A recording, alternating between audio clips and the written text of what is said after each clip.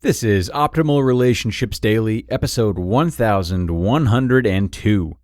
The Surprising Thing I Encourage All Couples to Do by Dr. Allison Niebes-Davis of Allison Answers.com. Hello, everybody. I am your host and narrator, Greg Audino.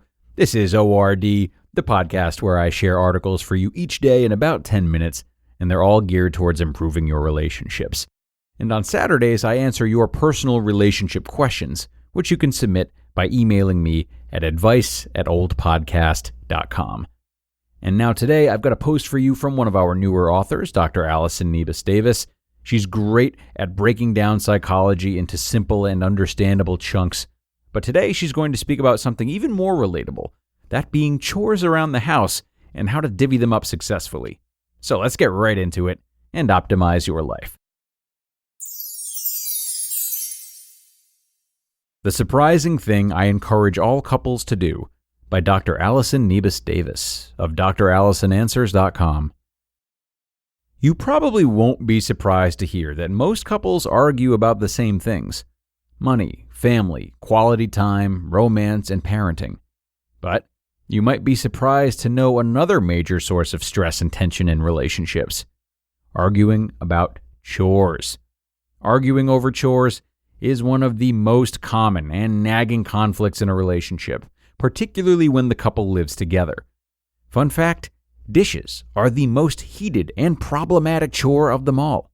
While it may seem silly, the issue of chores is more complex than it seems. Arguing over chores activates all sorts of subtle and nuanced dynamics, plaguing even the sturdiest of couples. You know how it goes. The dishes have been building up since yesterday, and your partner still hasn't made a move to do them. You glare at the sink, silently cursing the fact that you're the only one who seems to notice. The living room needs to be vacuumed after a weekend of movies and popcorn, but you did it last time, so you refuse to do it this time. There's one clean towel left, and you kindly ask your partner to throw a load in the laundry for the third time before finally yelling, "Never mind, I'll just do it myself." Arguing about chores can dramatically impact the quality of a relationship. And for that reason, I encourage couples to tackle the issue early in their relationship, getting specific about who does what and when. While there are various ways to manage the issue of chores in a relationship, here's the one I recommend most to couples. It's also the one my husband and I use at home. Number 1, start by creating a list of all the household chores that need to be done. Get specific and detailed with your list. Wipe down kitchen counters, take out the recycling, vacuum the living room, wash the bathroom towels, clean the bathroom mirrors and counters, dust in the kitchen. Break each room and chore down into the smallest component possible, listing them out on a single sheet of paper. This should be a collaborative activity between you and your partner, both contributing chores to the list. At this point, don't delegate or assign any tasks. Just write out and agree on what household chores need to be done in the first place. Number 2. Now, going back and forth, have each partner select a chore they'd like to claim, choosing one chore at a time. For example, when Matt and I did this years ago, tired of arguing about chores, we had a list of about 30 chores in total. At this point in the process, he was kind enough to let me choose the first chore. I chose clean kitchen counters as my first chore. Then it was his turn. He chose take out the trash. It was now my turn again. I chose vacuum the living room. Then he chose wipe down the bathroom counters. We went back and forth like this, moving through the list of 30 chores, eventually getting to some of the least desirable chores, including clean the toilets and wash the dishes. With each turn, we wrote our name down next to the chore we just claimed, making it clear whose responsibility it was. Number 3. Review the list and negotiate if needed. Look back over what you've just done and see if it feels balanced. Are there any chores that need fleshing out to renegotiating? Now that you see the whole picture, does it make sense to do anything differently? Collaborate in this review process before signing off at the list. Put the list somewhere visible where both of you can see it. Number 4, allow for exceptions. As you make the list, think about your relationship and your schedules.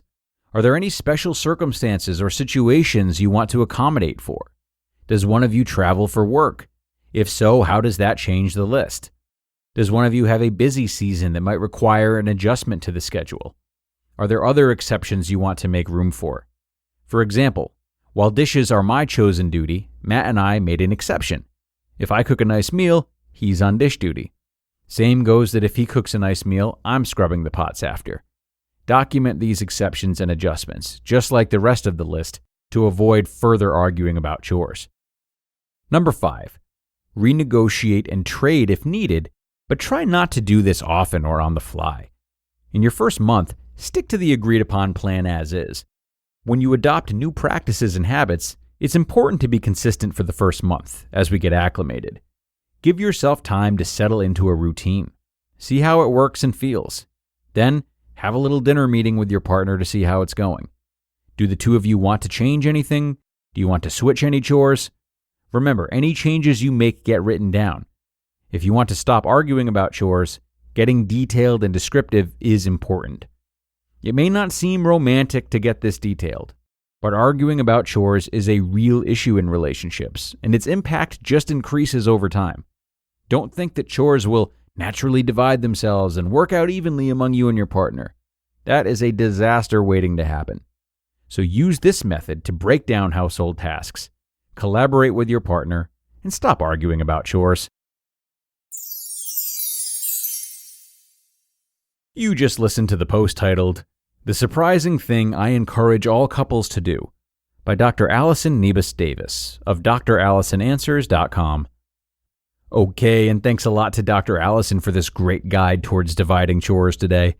I think she's laid out a plan that promotes communication, fairness, and equality as much as possible. If there's one factor that I would like to add in, though, something that I've run into once or twice, especially growing up with a mother who had a much higher standard of cleanliness than my brother and I did, it would be to also discuss one another's expectations and definitions of chore completion. What's satisfactory to your partner may not be satisfactory to you, and vice versa. It's best to spend some time laying out what is and isn't acceptable so there are no blurred lines around lack of effort. Perhaps if you can each perform the chore together, compare results, and discuss why you stand by what's acceptable to you, this process can be sped up. And you can also look for opportunities to split the difference. Talk about how the standard might change, like when guests are coming versus when they aren't, and so on. Dr. Allison is right. It's an important and often a very detailed conversation to have. But with that, we are going to wrap up today, friends. Hey, thanks a lot for joining me for this middle of the week episode, and be sure to come on back tomorrow if you like parenting content, which we share Thursdays and Fridays.